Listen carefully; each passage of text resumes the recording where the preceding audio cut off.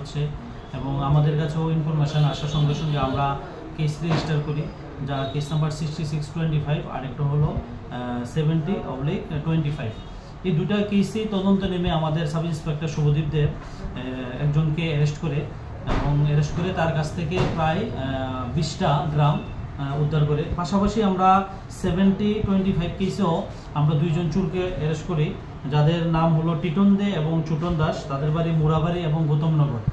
আর 66 কেসেও আমরা একজনকে অ্যারেস্ট করি, যার বাড়ি মানিকনগর। সে দীর্ঘদিন ধরে এখানে বিশালগড় এলাকায় নির্জনতার সুযোগ নিয়ে চুরির কাজ সংগঠিত করছিল।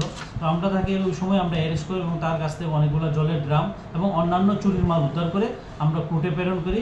বর্তমানে সে জেল হাজতে আছে এবং আমরা আয়ু তদন্ত কমপ্লিট করে তার বিরুদ্ধে কাস্টডি ট্রায়াল আমরা কোর্টে জমা দিয়েছি, যাতে তার বিরুদ্ধে কাস্টডি ট্রায়াল শুরু হয়। পাশাপাশি আমরা 70/25, যেটা আপনারা জানেন গৌতমনগর একটা বাড়ি থেকে অনেকগুলো জিনিস, ফ্যান, সিলিন্ডার, তারপরে সাইকেল, এগুলো চুরি হয়েছে। তো এইগুলো আমরা উদ্ধার করে আমরা রিকভারি করতে সক্ষম হই এবং আমরা দুটি চোরকেও এখন জেলে আছে, তাদের বিরুদ্ধে আমরা কাস্টডি ট্রায়ালের প্রেয়ার দিয়েছি মাননীয় আদালতের কাছে।